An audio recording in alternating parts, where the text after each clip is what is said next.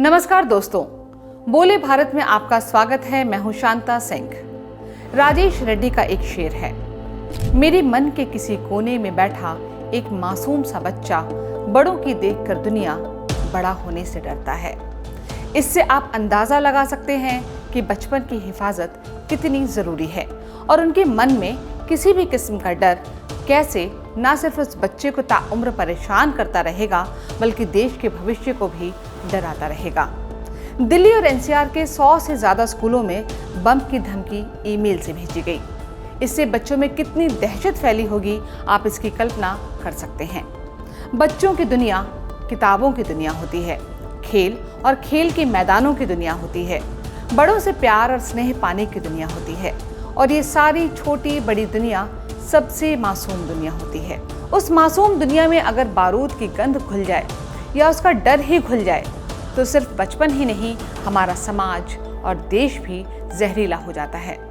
जो धमकी भरे ईमेल स्कूलों को भेजे गए उसमें लिखा है कि हम लोगों को इमारतों में दफन कर देंगे। मेल की भाषा बहुत डरावनी है। उसमें लिखा है कि हमारे दिल में जिहाद की आग है, हमारे हाथों में जो लोहा है वो हमारे दिलों को गले लगाता है। इंशाअल्लाह हम उसे हवा के माध्यम से भेजेंगे और तुम्हारे शरीरों को तहस नहस कर देंगे। हम तुम्हें आग के लपटों में झोंक देंगे, तुम्हारा दम घुट जाएगा। अल्लाह ने इसके लिए हमारे भीतर आग पैदा की है। काफिरों, इंशाअल्लाह उसे अपने आसपास देखो और हमेशा के लिए जल जाओ। अल्लाह की इजाजत से धुआं आसमान में उतरेगा, ये सब खत्म हो जाएगा। क्या आपने सच में सोचा था कि आपके द्वारा किए गए सभी बुरे कामों का कोई जवाब नहीं होगा? आप सोचिए कि कितनी डरावनी भाषा है, कितनी घृणा इसमें समाई है। आखिर ये घृणा, ये नफरत कहां से आई है? वैसे तो जांच एजेंसियों को शक है कि इसमें इराक से चलने वाले आतंकवादी संगठन ISIS का हाथ हो सकता है। रूसी डोमेन से भेजे गए ईमेल आईडी का पता है savarim@mail.ru। दोस्तों, सवारिम एक अरबी शब्द है जिसका मतलब होता है तलवारों का टकराना। इसका इस्तेमाल इस्लामिक स्टेट द्वारा 2014 से इस्लामिक प्रोपेगेंडा के लिए किया जा रहा है। वैसे एजेंसियों को भी लगता है कि ईमेल एड्रेस प्रॉक्सी यानी कि फर्जी ही होगा। मकसद दहशत फैलाना होगा। भारत ने बहुत सारे बम के आघातों को झेला है। आतंकी हमलों ने कई बार भारत माता के बेटे बेटियों की जान ली है। बाजारों में, होटलों में, सैनिक ठिकानों पर कई बार आतंकी हमले हुए हैं, लेकिन स्कूल इससे बचे हुए थे, आज भी बचे हुए हैं। लेकिन धमकी ने एक डर तो पैदा कर ही दिया।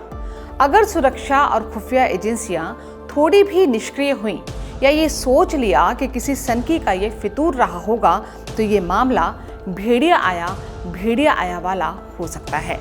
इसलिए ये जरूरी है कि कोई वास्तविक अपराध घटे उससे पहले ऐसी धमकी देने और साजिश रचने वालों की शिनाख्त करके उनके खिलाफ कड़ी कार्रवाई की जाए। दोस्तों, साल 2004 में रूस के बेस्लान में एक स्कूल में बहुत बड़ा हमला हुआ था जिसमें 330 से ज्यादा लोग मारे गए। यहाँ चेचन्या के 32 आतंकियों ने 3 दिनों तक स्कूल को घेरे रखा, जिसमें 1200 शिक्षकों, छात्रों और अभिभावकों को बंदी बनाकर रखा गया।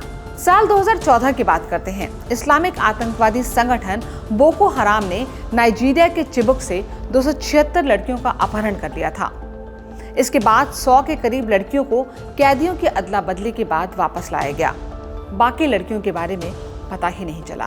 केन्या के कैंगुली सेकेंडरी स्कूल में साल 2001 में आतंकवादियों ने छात्रावास के दरवाजे बाहर से बंद करके आग लगा दी थी।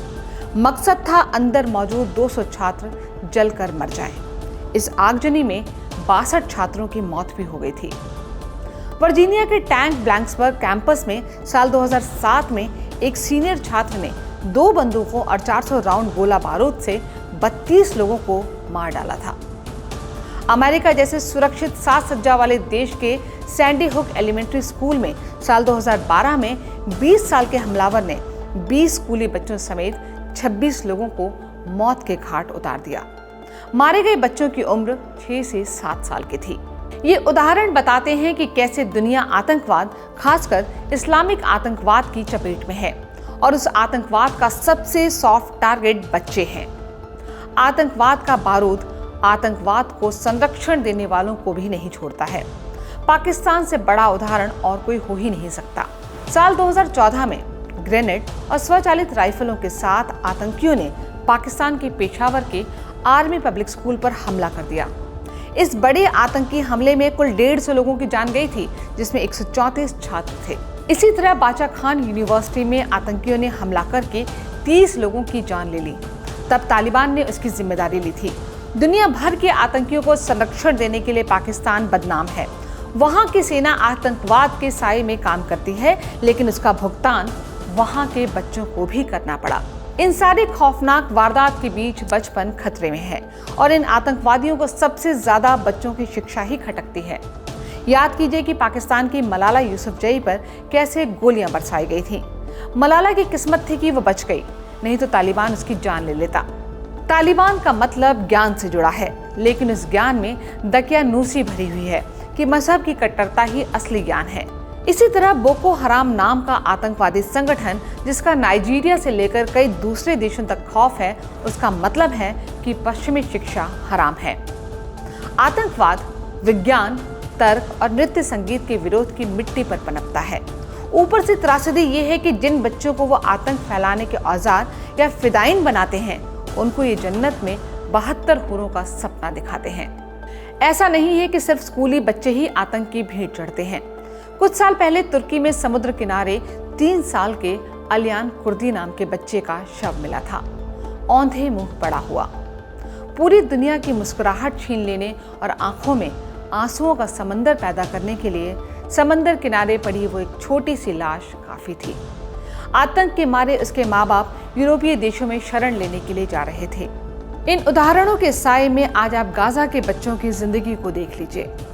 हमास ने आतंक का आसमान जरूर खड़ा किया, लेकिन उसके नीचे फिलिस्तीन के बच्चों की सिसकियां उसे सुनाई नहीं पड़ती। वहां बच्चों को खाने के लिए कुछ नहीं मिल रहा है। महीनों से इजराइल से चल रहे युद्ध में आज गाजा के बच्चे दाने दाने के लिए मोहताज हो गए हैं।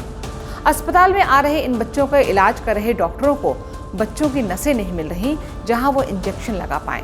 ये उदाहरण बताते हैं कि बोया पेड़ बबूल का तो आम कहां से होए। आतंक का बबूल जिन देशों ने बोया था, उसके कांटे उनके बच्चों के मुलायम पैरों को लहूलुहान कर रहे हैं।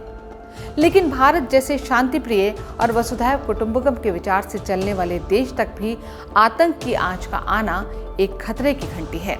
खासकर हमारे बच्चों के बचपन पर आतंक का साया तो हरगिज नहीं पड़ना चाहिए। बोले भारत के आज के एपिसोड में इतना ही। अगर आपको ये एपिसोड अच्छा लगा हो तो हमारे चैनल को सब्सक्राइब करना ना भूलें। नमस्कार।